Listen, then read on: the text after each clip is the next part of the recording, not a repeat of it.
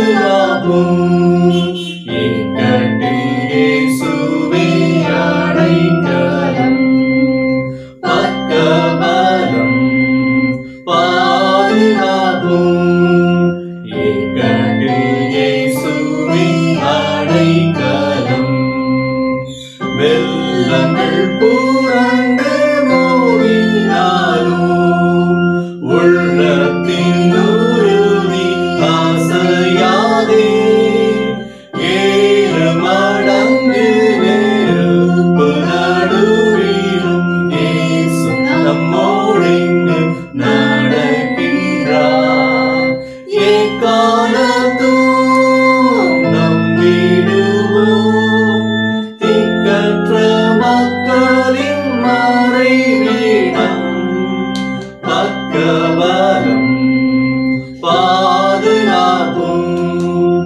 இக்கட்டில் இயேசுவே அடைக்கலம் பக்கபலம் பாதுகாப்பும் இக்கட்டில் இயேசுவே அடைக்கலம் ஆழத்தினின்று நாம் கூப்பிடுவோம் ஆத்திரமாய் வந்து தப்புவிப்பார் கப்பலின் பின்னணி நித்திரை செய்திடும் கர்த்தர் நம்மோடிங்கு கவலையே எக்காலத்தும் நம்பிடுவோம் திக்கற்ற மக்களின் மறைவிடம் பக்கபலம் பாதுகாப்பும் இக்கட்டில் இயேசுவே அடைக்கலம் பக்கபலம் பாதுகாப்பும் இக்கட்டில் இயேசுவே அடைக்கலம் காத்திருந்து பலன் பெற்றிடுவோம் கர்த்தரின் அற்புதம் கண்டிடுவோம் ஜீவனானாலும் மரணமானாலும் நம் தேவனின் அன்பிலே நிலைத்திருப்போம் எக்காலத்தும் நம்பிடுவோம் திக்கற்ற மக்களின் மறைவிடம் பக்கபலம் பாதுகாப்பும் இக்கட்டில் இயேசுவே அடைக்கலம் பக்கபலம் பாதுகாப்பும் இக்கட்டில் இயேசுவே அடைக்கலம். Hi friends, good morning. நான் வந்து ஹேனா, கிளாட்வினோடைய அம்மா. ஹோப் உங்களுக்கு லாஸ்ட் வீக்கோட வீடியோ வந்து ரொம்ப பிடிச்சிருக்கும். இன்றைக்கி கொஞ்சம் டிஃப்ரெண்ட்டாக வந்து நான் வந்து உங்களுக்கு ஒரு சின்ன ஸ்டோரி சொல்லி உங்களுக்கு நான் ஒரு 5 ஃபேக்ட்ஸ் அபவுட் த பைபிள் சொல்லி வந்து நான் முடிக்க போகிறேன். ஓகே, ஸோ இன்றைக்கோட ஸ்டோரியோடைய டைட்டில் வந்து சில நாள் நம்ம நினைக்கிறோம், ஏன் நம்மளுக்கு வந்து இவ்வளோ ஸ்ட்ரகிள்ஸ் வருது, கடவுள் நம்மளை நேசிக்கவே இல்லையா, எதனால நம்மளுக்கு பாடு வருது அப்படின்னு நம்ம நினைக்கும் போது அதோடைய ஆன்சர்ஸ் எல்லாமே உங்களுக்கு இன்னைக்கூட என்னோட வீடியோவில் உங்களுக்கு வந்து அந்த ஆன்சர்ஸ் வந்து கிடைக்கும். கவனமாக கேளுங்க. வீடியோக்குள்ளே போகலாமா? ஒரு நாள் ஒரு பர்சன் வந்து இருந்தாராம். அவர் வந்து யோசித்துக்கிட்டே இருந்தாராம். என்ன யோசித்தாரு? ஒரு நாள் அவன் வந்து ஒரு கேட்டர்பில்லரை பார்த்தாரு. அவர் நினைச்சாரு கேட்டர்பில்லர் குக்கூன் ஆகி குக்கூன் வந்து அதுலேருந்து ஒரு பட்டர்ஃப்ளை வந்து வளர்ந்து போகிறதுக்குள்ள நான் வந்து அதுக்கு ஒரு ஹெல்ப் பண்ணுறேன். நான் வந்து அந்த கேட்டர்பில்லரை ஒரு சின்ன ஹெல்ப் பண்ணுறேன். அவர் என்ன ஹெல்ப் பண்ணான்னு நீங்கள் நினைக்கிறீங்க? அவர் வந்து ஒரு சிசரை எடுத்தாராம். சிசரை எடுத்து அந்த குக்கூனை கட் பண்ணிட்டாராம். அவர் என்ன நினச்சார், நான் கொஞ்சம் அதை கட் பண்ணி விட்டா கொஞ்சம் அதோடைய ஸ்ட்ரகிள்ஸ் வந்து குறையும், அப்போ அது ஈஸியாக வெளியே வந்து அது நல்லா அழகான ஒரு பட்டர்ஃப்ளையை பறந்து போகும் அப்படின்ட்டு அவர் என்ன பண்ணாராம், சிசரை எடுத்து கொஞ்சோண்டு அந்த குக்கூனை கட் பண்ணி விட்டாரு. அவர் நினச்சாரு கொஞ்சோண்டு கட் பண்ணால் அந்த பட்டர்ஃப்ளை வந்து அழகாக வெளியே வந்து ஒரு வனத்து பூச்சியாக மாறும். ஆனால் அதோடைய கான்ட்ராஸ்டாக எதுவுமே நடக்கலை. என்ன நடந்துச்சு, கொஞ்சோண்டு அதுக்கு ஸ்பேஸ் இருந்ததுனால ஒரு பட்டர்ஃப்ளை வெளியே வந்துச்சு. ஆனால் அதால் வந்து ஃபுல் விங்ஸாக விரித்து வந்து அதால் அழகாக வந்து அதால் பறக்க முடியல. ஏன்னா அவர் நினச்சிக்கிட்டாரு அவர் வந்து கொஞ்சம் ஸ்ட்ரகிள்ஸை அந்த பட்டர்ஃப்ளைக்கு கொஞ்சம் குறைச்சாருன்னா பட்டர்ஃப்ளை வந்து ஈஸியாக பறக்க முடியும். ஆனால் அந்த மேனுக்கு தெரியாத ஃபேக்ட் வந்து கடவுள் வந்து அந்த குக்கூனில் பட்டர்ஃப்ளை இருக்கும்போது தான் சில ஃப்ளூயிட் வந்து அந்த குக்கூனோட பாடியிலேருந்து அந்த பட்டர்ஃப்ளைக்குள்ளே போய் தான் அந்த பட்டர்ஃப்ளைக்கு இம்மீடியட்டாக ஸ்ட்ரென்த் வந்து அது வெளியே வர முடியும். அதை வந்து அந்த மேனுக்கு தெரியல. இதே மாதிரி தான் லைஃப்பில் சில நேரம் நம்மளுக்கு வர்ற ஸ்ட்ரகிள்ஸ் வந்து கடவுள் வந்து நம்மளை அடுத்த லெவலுக்கு ப்ரிப்பேர் பண்ணுறாரு. நீங்கள் நினைக்கலாம் நாங்கள் சின்ன பிள்ளை நாங்கள் எதுக்காக வந்து அடுத்த லெவலுக்கு ப்ரிப்பேர் ஆகணும் அப்படின்ட்டு. ஆனால் நீங்கள் பார்த்தீங்கன்னா சின்ன பிள்ளையில தான் கடவுள் வந்து இப்போ ரெடி பண்ணிகிட்ருக்காரு. சில நேரம் நீங்கள் வந்து சில அனுபவங்கள் படுறதுனால ஸ்ட்ரகிள்ஸ் ஏர்லியாக பார்த்து கடவுளோட ஹெல்ப் எடுத்து வெளியே வர்றதுனால அதே மாதிரி எத்தனையோ பேர் கஷ்டப்படுவாங்க இல்லையா, அவங்களுடைய ஸ்ட்ரகிள்ஸை நீங்கள் சொல்லி வந்து அவங்கள அந்த ஸ்ட்ரகிள்ஸ்லேருந்து வெளியே எடுக்கிறதுக்கு தான் கடவுள் வந்து உங்களை வாரியர்ஸாக ப்ரிப்பேர் பண்ணுறாரு. அதனால ஸ்ட்ரகிள்ஸ் எப்போவுமே வரும்போது நீங்கள் வந்து இதை எப்போவுமே ஞாபகம் வச்சுக்கோங்க. I ask for strength and God gave me difficulties to make me strong. I ask for wisdom and God gave me problems to solve. I ask for prosperity and God gave me a brain and brawn to work. I asked for courage and God gave me danger to overcome. I asked for love and God gave me troubled people to help. I asked for favors and God gave me opportunities. I received nothing I asked for but everything I needed. So எப்போவும் நீங்கள் ஒரு பட்டர்ஃப்ளையை பார்த்தா நீங்கள் aunty சொன்ன இந்த சின்ன ஸ்டோரியை எப்போவுமே நீங்கள் ஞாபகம் வச்சிடணும். ஓகேயா? இன்னொன்று என்னென்னா காட் ரியலி லவ்ஸ் யூ. இந்த சின்ன போயமில் வந்து நீங்கள் தெரியும் நீங்கள் you, why are you important? Before you were thought of or time had begun, God had stuck you in the name of His Son. And each time you pray, you will see it's true. You can't spell out Jesus and not include you. You are a pretty big part of His wonderful name. For you, He was born, that's why He came. And His great love for you is the reason that He died. It even takes you to spell crucified. Isn't it thrilling and splendidly grand? He rose from the dead with you in His plan. The stones split away, the golden trumpet blew, and this word resurrection is spelled with a U. When Jesus left the earth at His upward ascension, He felt there was one thing He just had to mention. Go into the world and tell them it's true that I love them all just like I love you. So many great people are spelled with a U. Don't they have the right to know Jesus too? It all depends now on what you will do. He would like them to know, but it all starts with you. Will you pass it on? Jesus loves you. Last and the 5 fun fact படிக்கலாமா? Okay. First fact வந்து Bible was written in 3 languages. Hebrew, Aramaic, Greek. And பைபிளில் எத்தனை words இருக்குது அப்படின்னா 611,000 words. இது வந்து original லாங்குவேஜஸில் அவங்க count பண்ணியிருக்காங்க. 3வது ஃபேக்ட் வந்து லாங்கஸ்ட் வேர்ட் இந்த பைபிள் வந்து ஐசையா 8:3 அப்படி அந்த இதில் அந்த வேர்டு இருக்குது. அந்த வேர்ட் நீங்கள் ப்ரொனவுன்ஸ் பண்ணுங்கள் பார்ப்போம். மஹர் ஷலால் ஹஷ்பாஸ். அப்புறம் ஓல்ட் டெஸ்டமெண்ட் எழுதுறதுக்கு வந்து 1000 வருஷங்கள் ஆனாலும் நியூ டெஸ்டமெண்ட் வந்து 50லேருந்து 75 வருஷத்துக்குள்ளே எழுதி முடிச்சிட்டாங்க. கடைசி ஃபன் ஃபேக்ட் இன்னைக்காக வந்து பைபிள் வந்து 40 ட்ரெடிஷ்னல் ஆத்தர்ஸால் எழுதப்பட்டது. அதில் முதல்ல 5 புஸ்தகங்கள் வந்து மோசஸ் எழுதியிருக்காரு. அதுக்கு பெயர் வந்து பென்டாட்யூக். ஐ ஹோப் உங்களுக்கு இந்த வீடியோ வந்து பிடிச்சிருக்கு. உங்களுடைய ஃபீட்பேக் கண்டிப்பாக நீங்கள் கொடுங்க. தேங்க்யூ, பாய்.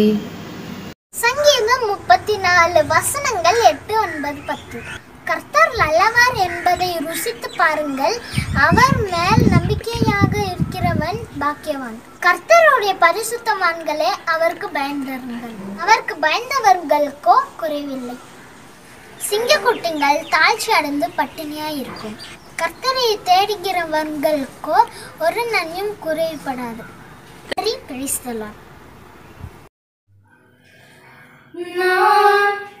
நானாகவே வந்திருக்கிறேன், பிரசன்னத்தில் வந்து நிற்கிறேன். நீர் இன்று என்னை ஏற்றுக்கொள்வீரா,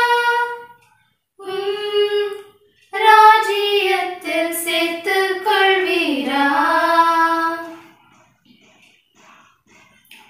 யோசேப்பை போல் நான் ஒழுங்கில்லை,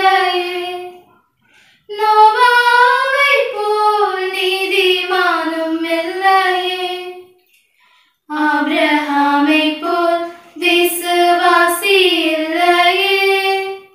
தானியேலை போல் உம்மை வேண்டவில்லையே. நான் நானாக தானாக வந்திருக்கிறேன்.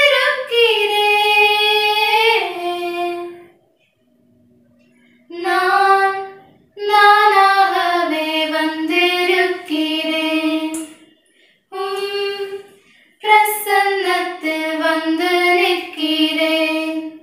நீர் இன்று என்னை ஏற்றுக்கொள்வீரா? ராஜ்யத்தில் சேர்த்துக் கொள்வீரா? மாதாளை போல் உம்மை சேவிக்கலையே. மரியாளை போல் உம்மை நேசிக்கலையே.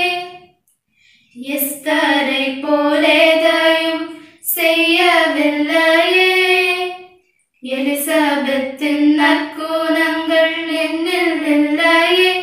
நான் வீணாகி பாழாகி வந்திருக்கிறேன்.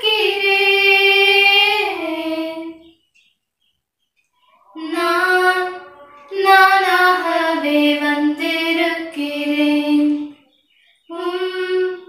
பிரசன்னத்தில் வந்து நிற்கிறேன். நீர் இன்று என்னை ஏற்றுக்கொள்வீரா? ராஜ்யத்தில் சேர்த்துக் கொள்வீரா?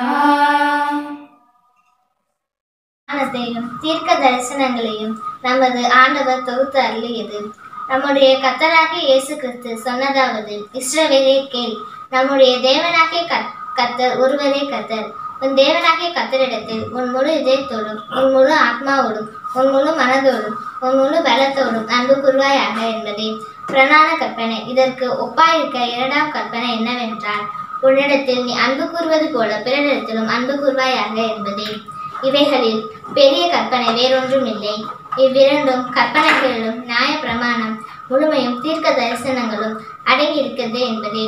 கர்த்தாவே, எங்களுக்கு இறங்கி இந்த பிரமாணத்தை கைக்கொள்ள எங்கள் இதயத்தை ஏவி அருளும். ஆமேன். அன்பே கல்வாரி அன்பே, உம்மை பார்க்கையிலே என் உள்ளம் உடையுதப்பா. அன்பே கல்வாரி அன்பே, உம்மை பார்க்கையிலே என் உள்ளம் உடையுதப்பா. தாகம் தாகம் என்றீர், எனக்காய் ஏங்கி நின்றீர். தாகம் தாகம் என்றீர், எனக்காய் ஏங்கி நின்றீர். பாவங்கள் சுமந்தீர், எங்கள் பரிகர பலியானீர். பாவங்கள் சுமந்தீர், எங்கள் பரிகர பலியானீர். அன்பே கல்வாரி அன்பே, உம்மை பார்க்கையிலே என் உள்ளம் உடையுதப்பா. காயங்கள் பார்க்கின்றேன், கண்ணீர் வடிக்கின்றேன். காயங்கள் பார்க்கின்றேன், கண்ணீர் வடிக்கின்றேன். தூய திரு ரத்தமே, துடிக்கும் தாயுள்ளமே. தூய திரு ரத்தமே, துடிக்கும் தாயுள்ளமே. அன்பே கல்வாரி அன்பே, உம்மை பார்க்கையிலே என் உள்ளம் உடையுதப்பா. அணைக்கும் கரங்களிலே ஆணிகளால் சுவாமி, அணைக்கும் கரங்களிலே ஆணிகளால் சுவாமி. நினைத்து பார்க்கையிலே என் நெஞ்சம் பாயுதையா நினைத்து பார்க்கையிலே என் நெஞ்சம் உருகுதையா அன்பே கல்வாரி அன்பே உம்மை பார்க்கையிலே என்னுள்ளம் உடையுதப்பா நெஞ்சிலே ஓர் ஊற்று நதியாய் பாயுதையா நெஞ்சிலே ஓர் ஊற்று நதியாய் பாயுதையா மனிதர்கள் மூழ்கணுமே மறுரூபமாகணுமே மனிதர்கள் ஊழ்கணுமே மறுரூபமாகணுமே அன்பே கல்வாரி அன்பே உம்மை பார்க்கையிலே என்னுள்ளம் உடையுதப்பா அன்பே கல்வாரி அன்பே உம்மை பார்க்கையிலே என்னுள்ளம் உடையுதப்பா. வாசிக்க வேண்டிய முதலாம் வேத பாடம் உபாகமம் 6ஆம் அதிகாரம் 1 முதல் 17 வசனங்கள் வரை. உபாகமம் 6 1 முதல் 17 வரை. நீ உன் தேவனாகிய கர்த்தருக்கு பயந்து உயிரோடு இருக்கும் நாளெல்லாம் நீயும் உன் குமாரனும் உன் குமாரத்தையும் நான் உனக்கு விதிக்கிற அவருடைய எல்லா கற்பனைகளையும் கட்டளைகளையும் கைக்கொள்கிறதுனாலே உன் வாழ்நாட்கள் நீடித்திருக்கும்படிக்கு நீங்கள் சுதந்திரிக்கப் போகிற தேசத்திலே கைக்கொள்வதற்காக உங்களுக்கு போதிக்க வேண்டும் என்று உங்கள் தேவனாகிய கர்த்தர் கற்பித்த கற்பனைகளும் கட்டளைகளும் நியாயங்களும் இவைகளே. இஸ்ரவேலே, நீ நன்றாயிருப்பதற்கும் உன் பிதாக்களின் தேவனாகிய கர்த்தர் உனக்கு சொன்னபடி பாலும் தேனும் ஓடுகிற தேசத்தில் நீ மிகவும் விருத்தி அடைவதற்கும் அவைகளுக்கு செவி கொடுத்து அவைகளின்படி செய்ய சமாதானமாயிரு. இஸ்ரவேலே கேள், நம்முடைய தேவனாகிய கர்த்தர் ஒருவரே கர்த்தர். நீ உன் தேவனாகிய கர்த்தரிடத்தில் உன் முழு இதயத்தோடும் உன் முழு ஆத்மாவோடும் உன் முழு புறத்தோடும் அன்பு கூர்வாயாக. இன்று நான் உனக்கு கட்டளையிடுகிற இந்த வார்த்தைகள் உன் இருதயத்தில் இருக்க கடவுது. நீ அவைகளை உன் பிள்ளைகளுக்கு கர்த்தாய் போதித்து நீ உன் வீட்டில் உட்கார்ந்திருக்க போதும் வழியில் நடக்கிற போதும் படுத்துக் கொள்கிற போதும் எழுந்திருக்கிற போதும் அவைகளை குறித்து பேசி அவைகளை உன் கையின் மேல் அடையாளமாக கட்டிக்கொள்வாயாக. அவைகள் உன் கண்களுக்கு நடுவே ஞாபகக்குறியாய் இருக்க கடவுது. அவைகளை உன் வீட்டு நிலைகளிலும் உன் வாசல்களிலும் எழுதுவாயாக.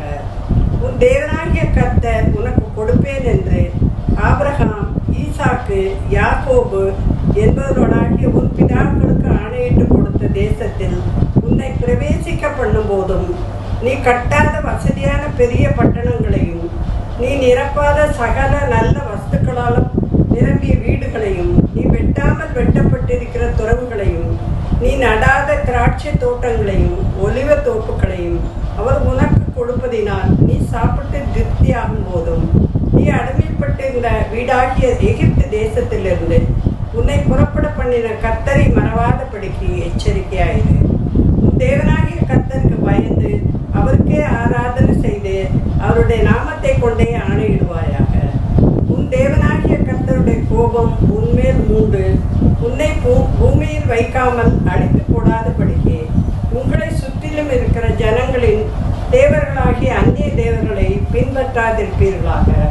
உன் நடுவில் இருக்கிற உன் தேவனாகிய கர்த்தர் எரிச்சலுள்ள தேவனாய் இருக்கிறாரே. நீங்கள் மாசாவிலே செய்தது போல உங்கள் தேவனாகிய கர்த்தரை பரீட்சை பாராதிருப்பீர்களாக. உங்கள் தேவனாகிய கர்த்தர் உங்களுக்கு கற்பித்த அவருடைய கற்பனைகளையும் அவருடைய சாட்சிகளையும் அவருடைய கட்டளைகளையும் கருத்தாய் கை கொள்வீர்களாக. வாசிக்க வேண்டிய முதலாம் வேத பாடம் வாசித்தாயிற்று. தேவனே உமக்கு சோதரம் உண்டாவதாக.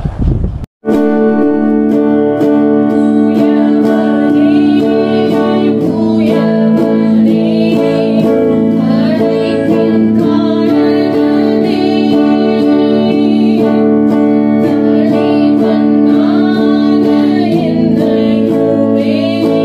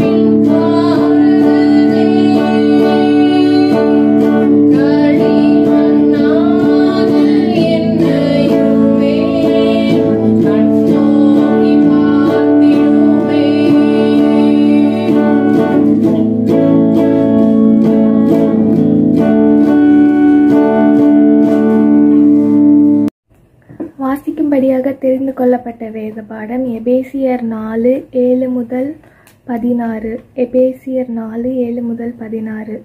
கிறிஸ்துவனுடைய ஈவை அளவுக்கு தக்கதாக நம்மில் அவனவனுக்கு கிருபை அளிக்கப்பட்டிருக்கிறது.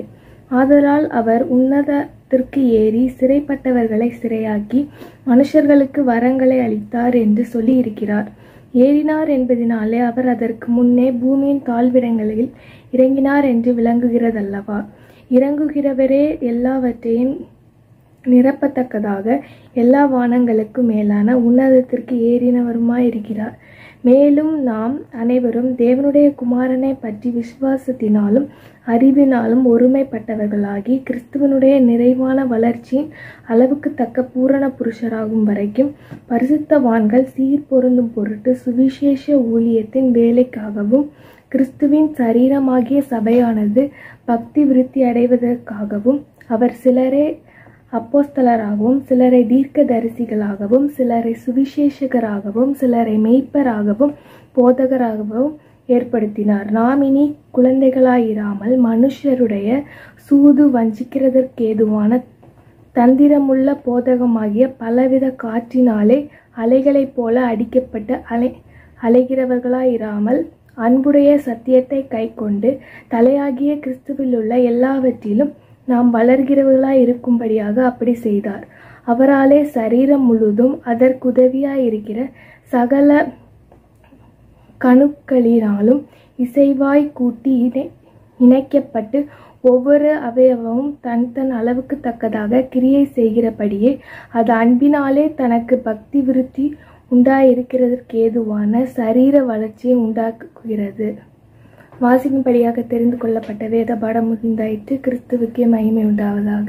ஆனந்தமாய் இன்பக்கானா ஏகிடுவேன் தூய பிதாவின் முகம் தரிசிப்பேன். ஆனந்தமாய் இன்பக்கானா ஏகிடுவேன் தூய பிதாவின் முகம் தரிசிப்பேன். நாளுக்கு நாள் அற்புதமாய் என்னை தாங்கிடும் நாதன் இயேசு என்னோடிருப்பார்.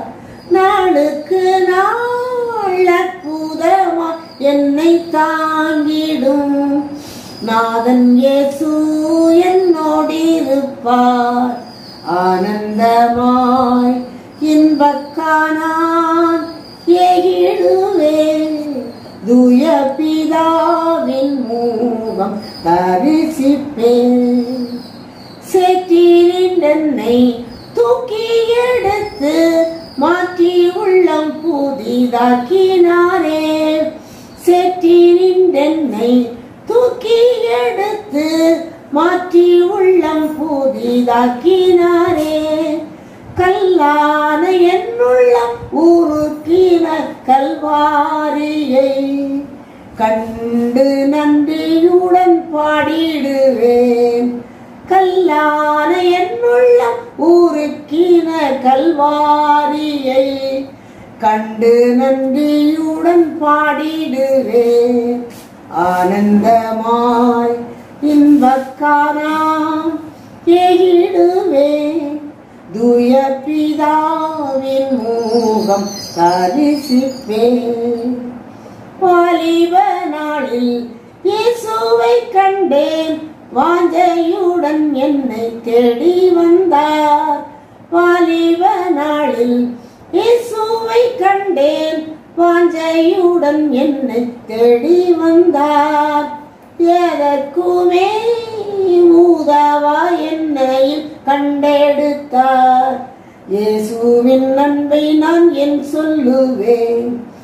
எதற்குமே உதவா என்னையும் கண்டெடுத்தார். இயேசுவின் அன்பை நான் என் சொல்லுவேன். ஆனந்தமாய் இன்பக்கானாம் ஏகிடுவேன் தூய பிதாவின் மூலம் தரிசிப்பேன். கர்த்தரின் சித்தம் செய்திட நித்தம் தத்தம் செய்தே என்னை அர்ப்பணிப்பேன். இயேசு அல்லால் ஆசை இப்பூவில் வேறே இல்லை, என்றும் எனக்கவர் ஆதரவே.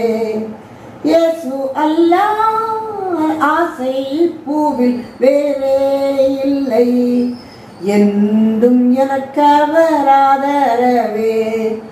ஆனந்தமாய் இன்ப காணான் ஏகிடுவேன், தூய பிதாவின் முகம் தரிசிப்பேன். உம்மை பின் சென்று ஊழியம் செய்து உம் பாதம் சேர்ந்திட வாஞ்சிக்கின்றேன். உம்மை பின் சென்று ஊழியம் செய்து உம் பாதம் சேர்ந்திட வாஞ்சிக்கிறேன். ஆமென். தாரும் தேவா ஏழைக்கு மாறாக உம் கிருபை, கண் பாரும் என்றும் நானும் அடிமை. தாரும் தேவா ஏழைக்கு மாறாக உம் கிருபை, கண் பாரும் என்றும் நானும் அடிமை. ஆனந்தமாய் இன்ப காணான் ஏகிடுவேன், தூய பிதாவின் முகம் தரிசிப்பேன். தேற்றிடுதே உம் வாக்குகள் என்னை, ஆற்றிடுதே உந்தன் சமூகமே. ஆமென். தேற்றிடுதே உம் வாக்குகள் என்னை, ஆற்றிடுதே உந்தன் சமூகமே. பலத்தின் மேல் பலனடைந்து நான் சேருவேன், பேரின்ப சீயோனில் வாழ்ந்திருப்பேன்.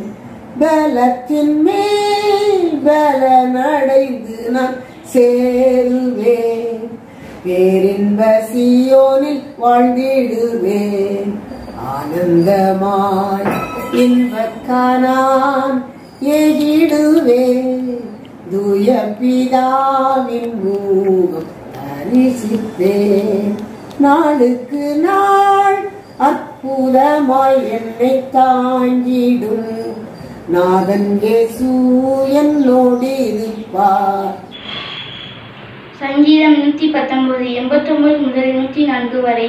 கர்த்தாவே, உமது வசனம் என்றென்றைக்கும் வானங்களில் நிலைத்திருக்கிறது. உம்முடைய உண்மை தலைமுறை தலைமுறையாக இருக்கும்.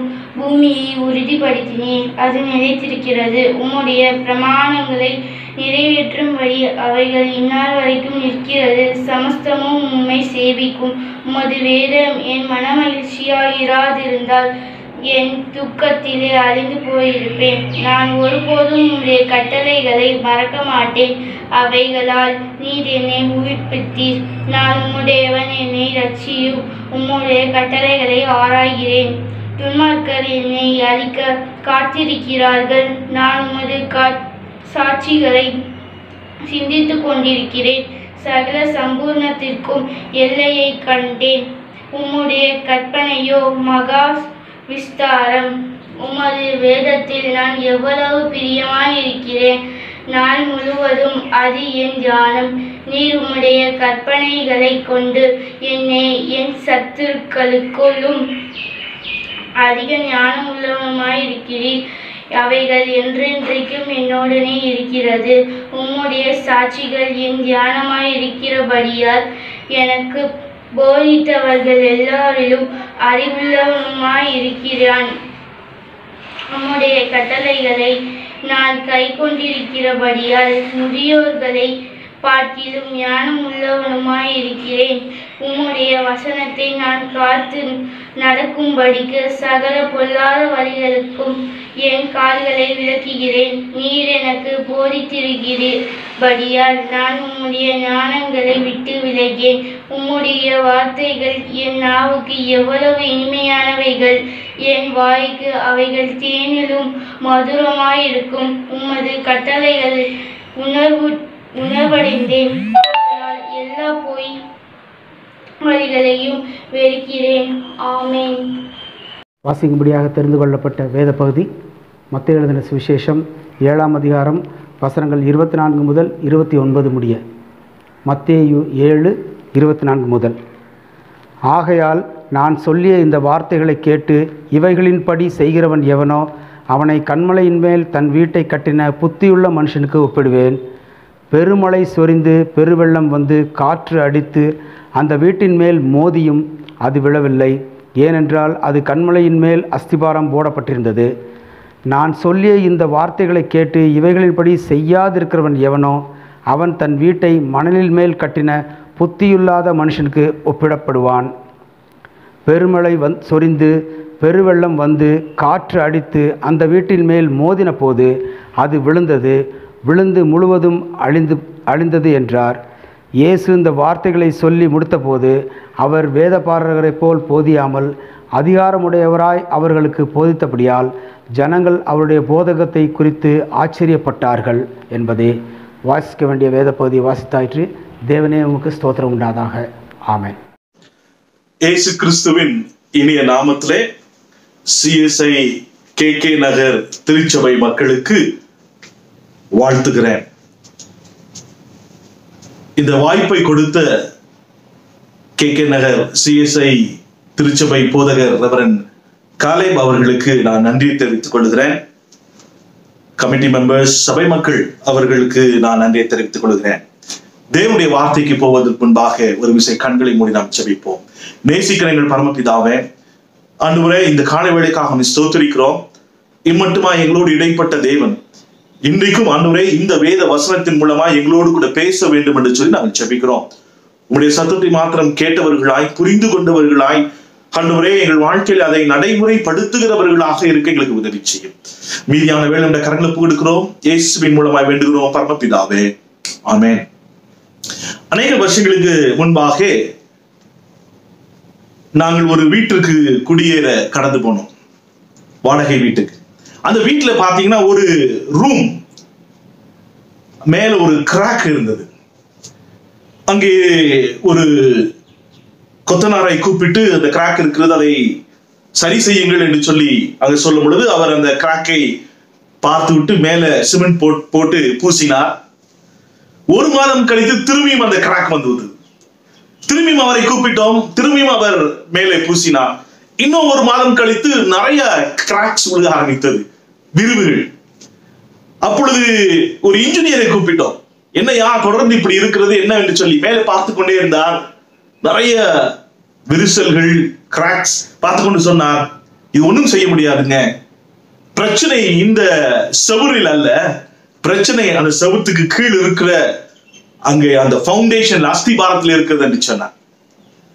அப்ப அஸ்திபாரத்தை போய் பார்க்கும் பொழுது அங்கே அது தவறான ஒரு சூழ்நிலையில இருந்தபடினாலே அஸ்திபாரத்தை ஒரு பெல்ட் போட வேண்டும் என்று சொல்லி ஒரு பெல்ட் மாதிரி ஒன்று போட்டார்கள். அதற்கு பிறகு அந்த விரிசல் வருவதில்லை. அருமையானவர்களே, நம்முடைய வாழ்க்கையின் பிரயாணத்துல அநேக விரிசல்கள், அநேக பிரச்சனைகள், அநேக துன்பங்கள் கடந்து வந்து கொண்டிருக்கிறது. ஆனால் அதை எங்கே சரி செய்ய வேண்டும் என்று அறியாதபடிக்கு மேலோட்டமான காரியங்களை செய்து கொண்டிருக்கிறோமோ என்று சொல்லி நான் இன்னைக்கு யோசிக்கிறேன். ஆனால் வேதம் தெளிவாய் சொல்லுகிறது, எந்த இடத்துல நாம் சரி செய்து கொள்ள வேண்டும், அப்பொழுது நாம் சரியான ஆண்டவருடைய சித்தத்துக்கேற்ற ஒரு வாழ்க்கையை நாம் நடந்து கொள்ள முடியும். வேதத்துல திருப்பிக் கொள்ளுங்கள். வாசிக்கப்பட்ட சுவிசேஷ வேத பாடம் அருமையான ஒரு தலைப்பை இன்னைக்கு நமக்கு கொடுத்திருக்கிறார்கள். தியாலஜிக்கல் எஜுகேஷன் சண்டே, இறையியல் கற்றுக்கொள்ளுகிற ஒரு ஞாயிறு என்று சொல்லி, equipping the people of God, தேவனுடைய மக்களை உருவாக்குதல். எப்படி நாம் உருவாக்க வேண்டும், வேதம் எப்படி உருவாக்கப்பட வேண்டும் என்று சொல்லி வேதம் சொல்லுகிறது. வாசிக்கப்பட்ட அருமையான ஒரு சுவிசேஷ பாடம் மத்தேயு 7ஆம் அதிகாரம் 24ஆம் வசனத்திலிருந்து 27ஆம் வசனம் வரைக்கும் இருக்கிற அருமையான வசனம். இது எல்லாருக்கும் தெரிந்த வசனம். சின்ன வயசுல கூட நம்ம பாடலாய் பாடி இருக்கிறோம். புத்தியுள்ள மனிதன் கற்பாறையின் மேலே தன் வீட்டை கட்டினான் அப்படின்னு சொல்லி இந்த பாடல் மூலமாக நம்ம அநேக முறை இதை கேள்விப்பட்டிருக்கிறோம். இன்றைக்கு அதை குறித்து தான் தியானம் பண்ண போகிறோம். இங்கே இயேசு கிறிஸ்து இங்கே மத்தேயு 5, 6, 7ஆம் அதிகாரத்திலே ஒரு பெரிய மலை பிரசங்கத்தை செய்கிறார். தேவனுடைய வார்த்தைகளை சொல்லுகிறார். இதை செய்யுங்கள், இதை செய்யுங்கள், இதை செய்யுங்கள், இப்படியா இருக்கிறது, இதுதான் தேவனுடைய வசனம் என்று சொல்லி முடித்து கடைசியாக 7ஆம் அதிகாரம் கடைசியாக சொல்லி இப்படியாய் முடிக்கிறார். நான் சொன்ன இந்த வார்த்தைகளை வைத்து ஒரு கதையை சொல்லி நான் முடிக்கிறார். ஆண்டவர் இந்த இறையியல் பிரின்சிபிளை, இந்த இறையியல் உண்மைகளை மக்கள் மத்தியில எளிமையாய் புரிந்து கொள்வதற்காக ஒரு கதையை சொல்லுகிறார். இந்த கதை என்ன? 2 நபர்களை குறித்து சொல்லப்பட்ட ஒரு கதை. ஒன்று ஞானம் உள்ளவன், இன்னொன்று புத்தி இல்லாதவன். புத்தி உள்ளவன், புத்தி இல்லாதவன் அப்படின்னு ஒரு கதையை சொல்லி முடிக்கிறார். அருமையானவர்களே, நாம் இந்த பிரசங்கத்தின் கடைசியில நானும் என்னை சேர்த்துக் கொள்கிறேன். இந்த 2 மனிதனில நான் யாராக இருக்கிறேன்? என் வாழ்க்கை பிரயாணத்தில் வெற்றியாக இருக்க வேண்டும் என்று சொன்னால், சரியாய் போக வேண்டும் என்று சொன்னால், எப்படிப்பட்ட மனிதனாய் நான் இருக்க வேண்டும் என்று ஆண்டவர் சொல்லுகிறார் என்பதை நாம் முடிவெடுக்க வேண்டிய அவசியத்தில் இருக்கிறோம். இங்கே 2 மனிதர்கள், 3 ஒரு கண்ணோட்டத்தை பார்க்கிறேன். 3 ஆப்சர்வேஷனை நான் பார்க்க முடியும். 24ஆம் வசனத்திலிருந்து 29ஆம் வசனம் வரைக்கும் நீங்கள் வேதத்தை திருப்பிக் கொள்ளலாம். மத்திய 7:24, 29 வரைக்கும். முதலாவது ஒரு ஒற்றுமை. There is a commonality, a common thing is there. ஒற்றுமை இருக்கிறது. இரண்டாவது ஒரு வேற்றுமை இருக்கிறது இந்த 2 மனிதர்களுக்கும். மூன்றாவது அதன் நிமித்தமாய் உள்ள விளைவுகளை நம்ம பார்க்க போகிறோம். ஒற்றுமை, வேற்றுமை, விளைவுகள். ஒற்றுமையை பார்ப்போமே.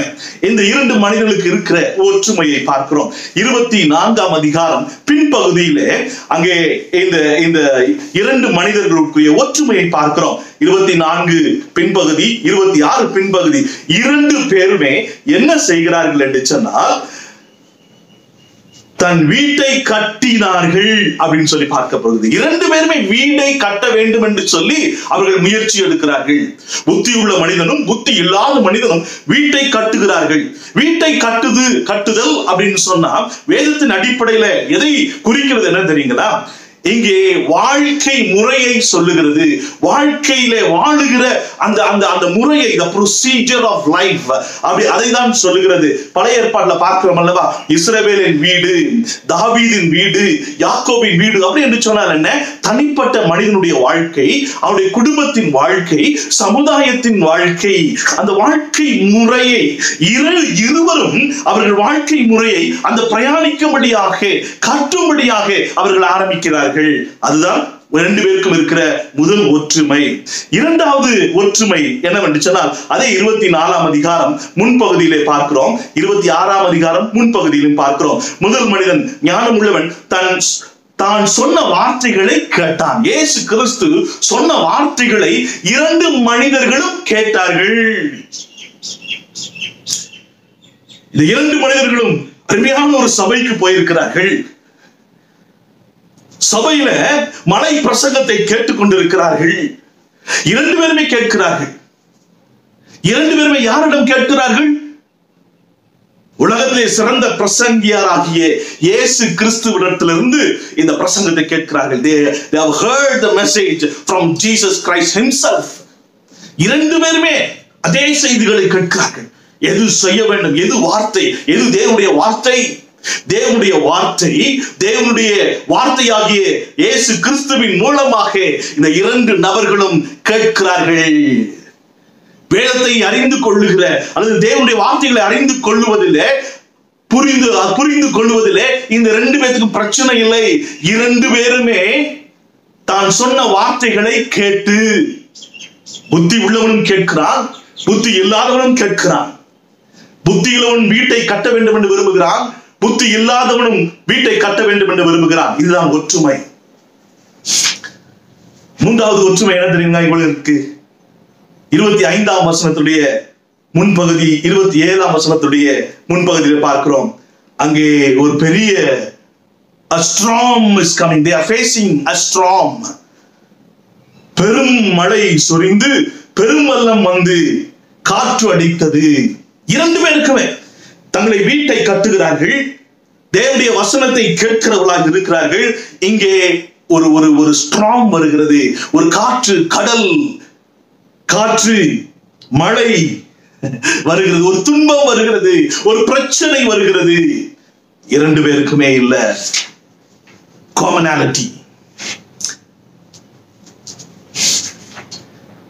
இரண்டாவதாக இருக்கிற அந்த கான்ட்ராஸ்ட், வேற்றுமையை நாம் பார்க்க போகிறோம். இந்த 2 மனிதனுக்குள்ள வேற்றுமை என்ன? முதல் மனிதன், வேதம் சொல்லுகிறது 24ஆம் வசனத்துடைய பின்பகுதி, புத்தியுள்ள மனுஷன் கற்பாறையின் மேல் தன் வீட்டை கட்டினான். இந்த புத்தி இல்லாத மனுஷனோ 24 பின்பகுதியிலே பார்க்கிறோம். புத்தி இல்லாத மனுஷன் மணலின் மேல் தன் வீட்டை கட்டினான். இப்ப வேற்றுமைக்கு நாம் வந்திருக்கிறோம். என்ன முக்கியமான வேற்றுமை? நன்றாய் கவனிங்கள், இது ரொம்ப முக்கியமானது. 2 பேருமே தங்கள் வாழ்க்கையை வாழ வேண்டும் என்று அங்கே பிரயாணிக்கிறார்கள். ஆனால் ஒரு மனிதனோ தன்னுடைய அஸ்திபாரத்தை அங்கே கற்பாறையின் மேலே கட்டுகிறார். இன்னொருவரோ மணலின் மேலே கட்டி கொண்டிருக்கிறார். கற்பாறை என்றால் என்ன அர்த்தம்? வேதத்தின் அடிப்படையில் இட் இஸ் a rock. அது ராக் ஒரு சின்ன மலை அல்ல. அது கிரேக்க பின்னணியத்திலே பார்க்கும் பொழுது அது ஒரு நீண்ட அது நீளமான ஒரு ராக். அது ஆண்டவரே வேதத்தின் அடிப்படையில என்ன சொல்லுகிறார் என்று சொன்னால், it is the principle of the Bible. வேதத்தில் இருக்கிற கருத்துக்கள், காரியங்கள், பிரமாணங்கள் தான் அந்த ஃபவுண்டேஷன், அதுதான் அந்த அஸ்திபாரம். ஈவன் கற்பாறையின் மேலே இயேசு கிறிஸ்துவாகிய அந்த இயேசு கிறிஸ்து வேதத்தில் சொல்லப்பட்ட காரியங்கள், அதன் மேலே முதல் மனிதன், புத்தியுள்ள மனிதன் அஸ்திபாரம் கொண்டு தன் வாழ்க்கையை அங்கே ஆரம்பிக்கிறான். இந்த 2 பேருக்கும் ஆரம்பத்துல தான் பிரச்சனை. ஆரம்பம் என்பதுதான் பிரச்சனையாக இருக்கிறது. இந்த புத்தி இல்லாத மனிதனோ மணல் மேலே கட்டுகிறான்.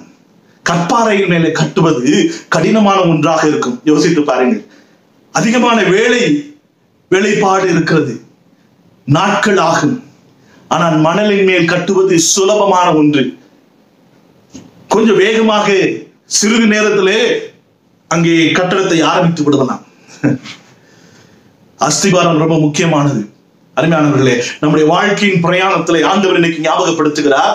உங்கள் வாழ்க்கையின் பிரயாணத்திலே எதை நீங்கள் அஸ்திபாரமாக வைத்திருக்கிறீர்கள் என்று ஆண்டவர் கேட்கிறார். வேதத்தின் அடிப்படையிலே the biblical principle should be your foundation. இன்னும் கொஞ்சம் ஆழமான போகிறேன், இதை விளக்க வேண்டும் என்று விரும்புகிறேன். What do you mean by that? The wise man had the ability to apply spiritual truth to life decision. திரும்பியும் சொல்லுகிறேன். The wise man had the ability to apply spiritual truth to life decision. இந்த ஞானமான் வாழ்க்கையில் வருகிற காரியங்களிலே தீர்மானம் எடுப்பதற்கு வேதத்தில் இருக்கிற சித்தாந்தங்கள், வேதத்தில் இருக்கிற காரியங்கள், வேதத்தில் சொல்லப்பட்ட நியாய பிரமாணங்கள் அவனுக்கு இருந்தது, திறன் இருந்தது.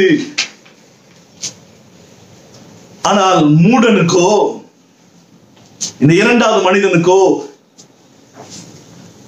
an inability to apply spiritual truth in life decision. வாழ்க்கையின் முடிவுகளிலே வேதத்தின் உண்மைகளை பயன்படுத்த முடியாத ஒரு சூழல். ஏன்? இங்கே வேதத்தின் அடிப்படையிலே வாழ்க்கையினுடைய அஸ்திபாரம், இங்கே வேதம் இல்லாத ஒரு அடிப்படையில வாழ்க்கையினுடைய ஒரு அஸ்திபாரம். அருமையானவர்களே, அநேக முறை நம்முடைய அனுதின வாழ்க்கையில ஒரு முடிவு எடுக்க வேண்டும் என்று சொன்னால், ஒரு தீர்மானம் எடுக்க வேண்டும் என்று சொன்னால், நாம் யாரை சார்ந்து இருக்கிறோம், எதை வைத்து நாம் முடிவு எடுக்கிறோம்? வேதம் இங்கே தெளிவாய் சொல்கிறது, நம்முடைய அஸ்திபாரம், நாம் எடுக்க வேண்டிய முடிவுகள் அனைத்தும் வேதத்தின் அடிப்படையில் இருக்க வேண்டும். என் சொந்தக்காரர் ஒருவர் இப்படி சொன்னார், நான் இந்த முடிவை நான் எடுத்திருக்கிறேன், என் பிள்ளையை இப்படியாய் வளர்க்க வேண்டும் என்று விரும்புகிறேன் என்று சொன்னால், நான் அந்த சீரியலை நான் பார்த்து, அந்த சீரியல் நிமித்தமாய் ஒரு பெண்மணி ஒரு முடிவு எடுத்தால் அது நிமித்தமாய் இந்த விளைவு வந்தது, ஆகையினாலே நான் அதே முடிவை எடுத்திருக்கிறேன் என் பிள்ளைக்கு என்று சொல்கிறார். அதை கேட்டவுடனே எனக்கு நான் யோசிக்க ஆரம்பித்தேன். In which principle are you living your life? எந்த சித்தாந்தத்துல நீங்கள் உங்கள் வாழ்க்கை முடிவுகளை எடுத்துக்கொண்டிருக்கிறோம்? நான் இயேசுவை பின்பற்றி கொண்டிருக்கிறேனா? வேதத்தை அறிந்து கொண்டிருக்கிறேனா? நம்முடைய வாழ்க்கையில் வருகிற தீர்மானங்களிலே வேதத்தின் அடிப்படையிலே வைத்து தீர்மானம் எடுக்க வேண்டும் என்று ஆண்டவர் விரும்புகிறார். எந்த தீர்மானம் எடுத்தாலும் ஆண்டவரே என் வாழ்க்கையில நான் இதை செய்ய போகிறேன், உம்முடைய வேதம் என்ன சொல்லுகிறது? ஆண்டவரே நான் இந்த தீர்மானம் எடுக்க வேண்டும் என்று விரும்புகிறேன், ஆண்டவரே வேதம் என்ன சொல்லுகிறது? எனக்கு முன்பாக 3 தீர்மானங்கள் இருக்கிறது, எதை ஆண்டவரே நான் தெரிந்து கொள்வது? நீர் சொல்லும் ஆண்டவரே, going back to the foundation,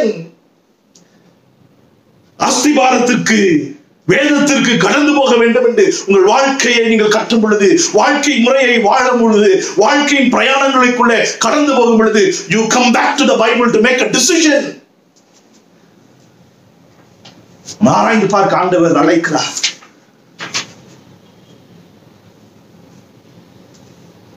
இரண்டாவது வேற்றுமை, முதல் கான்ட்ராஸ்ட் வேற்றுமை the foundation என்று பார்த்தோம். இரண்டாவது வேற்றுமை acting on the biblical principle. இந்த வேதத்தின் அஸ்திபாரத்திலே செயல்முறைப்படுத்துவது. அதை 24ஆம் வசனத்திலே பார்க்கிறோம். இந்த முதல் மனிதன் இந்த வசனத்தை கேட்டு இவைகளின்படி செய்கிறவன். முதல் மனிதன் செய்கிறான், எதை கேட்கிறானோ அதன்படி, வேதத்தின் அடிப்படையில் ஆண்டவருடைய பிரசங்கத்தை கேட்டு அதன்படி செயல்படுத்துகிறவன். இங்கே புத்தி இல்லாத மனிதன் இந்த வசனத்தை கேட்டு இவைகளின்படி செய்யாதவன். அருமையானவர்களே, வாசிக்கப்பட்ட பழைய ஏற்பாட்டில் உபாகமம் 6ஆம் அதிகாரம் 1 to 17ஆம் வசனம் வரைக்கும் சங்கீதம் வாசிக்கப்பட்ட அந்த சங்கீதத்துல கூட வேத வசனத்தை குறித்து ஆழமாய் சொல்லுகிறது. இதன்படி நடக்க வேண்டும், இதன்படி நடந்தால் உனக்கு செழிப்பு இருக்கிறது, இதன்படி வேதம் அது தேனிலும் அதுக்கும் அதிகமாக இருக்கிறது என்று சொல்லி அங்கே சங்கீதக்காரன் சொல்லுகிறான். அப்போ வேதத்தின் அடிப்படையில கேட்கிறவர்கள் மாத்திரமல்ல, அதன்படி நடக்கிறவர்களாக இருக்க வேண்டும் என்று சொல்லி இந்த வேதம் நமக்கு கற்றுக் கொடுக்கிறது. It is a contrast. கடைசியாக இருக்கிற கன்க்ளூஷன் நான் சொல்லி முடிக்கிறேன். 27ஆம் வசனம், 25ஆம் வசனம், 27ஆம் வசனம்.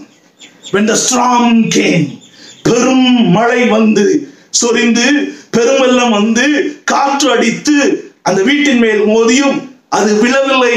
முதல் மனிதன், ஞானமுள்ள மனிதனுக்கு அது விழவில்லை, ஆனால் ஞானமற்ற மனிதனுக்கோ அந்த வீடு விழுந்தது. அருமையானவர்களே, the storm என்று சொல்லும் பொழுது அங்கே it is an important part in God's plan. Storm is an important part in God's plan. தேவனுடைய திட்டத்துல இப்படிப்பட்ட ஒரு storm, இப்படிப்பட்ட சூழ்நிலை தேவனுடைய திட்டத்துல இருக்கிற ஒரு முக்கியமான ஒரு செயலாக இருக்கிறது. இன்றைக்கு ஒரு பயங்கரமான ஒரு பிரயாணத்துக்குள்ளே போய் கொண்டிருக்கிறோம். We are going under a different situation. The corona என்று சொல்கிற situation. இப்படிப்பட்ட ஒரு சூழலில வேதத்தின் அடிப்படையில நம்முடைய வாழ்க்கை முறைகளை நாம் தீர்மானிக்கும் பொழுது, சார்ந்து இருக்கும் பொழுது, தேவன் இதை கடந்து போகும்படியாக, நம்மோடு இருந்து கடந்து போகும்படியாக ஆண்டவர் நமக்கு செயல்படுகிறார். ஆனால் புத்தி இல்லாதவனோ யாரையோ நம்பி இருந்து அவனுடைய வாழ்க்கையில வேதனை, பயம், கஷ்டம், துன்பம். ஆனால் இங்கே என்ன சூழ்நிலை வந்தாலும் வேதம் சொல்லுகிறது, வாதை உன் கூடாரத்தை அணுகாது.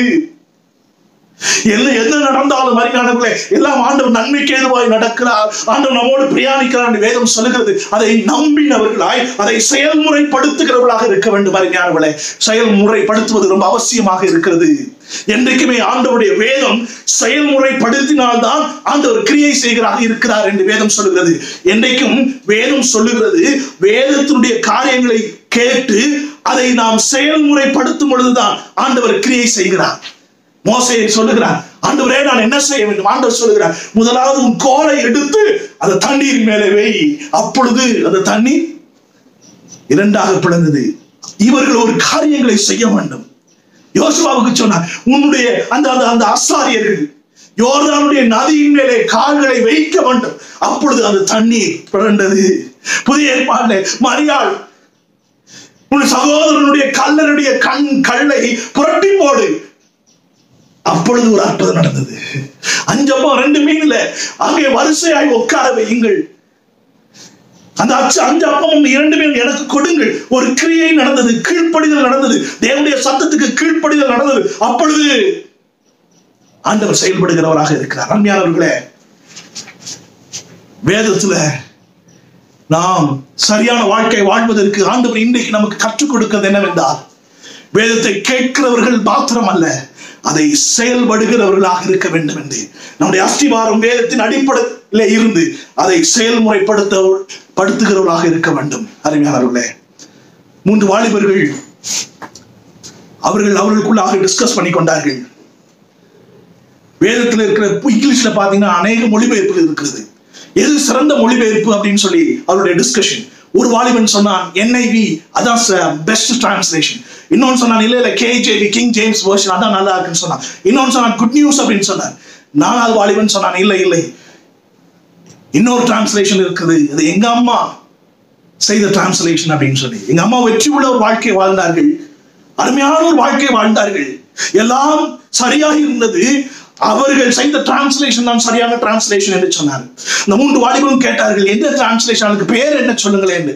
இந்த 4வது வாலிபன் எழுந்து சொன்னான், எங்க அம்மா இந்த வேதத்தின் அடிப்படையில் இருக்கிற இந்த பிரின்சிபலை தங்கள் வாழ்க்கை முறையிலே அவர்கள் மொழிபெயர்த்து வாழ்ந்தார்கள், அதுதான் எனக்கு பிடித்த டிரான்ஸ்லேஷன். வெற்றி உள்ள வாழ்க்கை வாழ்ந்தார்கள், அவருடைய வாழ்க்கையில் அநேக காரியங்களை கற்றுக்கொண்டேன் என்று அந்த வாலிபன் சொன்னான். அருமையானவர்களே, இதுதான் புத்தி உள்ள மனிதன் தன் வாழ்க்கையை முறையை அவன் செயல்படுத்துவதற்கு பயன்படுத்துகிற காரியம்.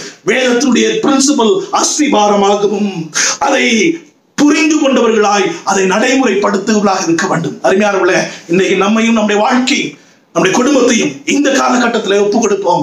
ஜெயமுள்ள ஒரு வாழ்க்கை ஆண்டவர் நமக்கு கொடுப்பார். ஆண்டவரே, இந்த வாழ்க்கையை நாங்கள் புரிந்து கொண்டவர்களாக, வேதத்தை புரிந்து கொண்டவர்களாக அதை நடைமுறைப்படுத்த நாங்கள் ஒப்பு கொடுக்கிறோம் என்று சொல்லுவோமா?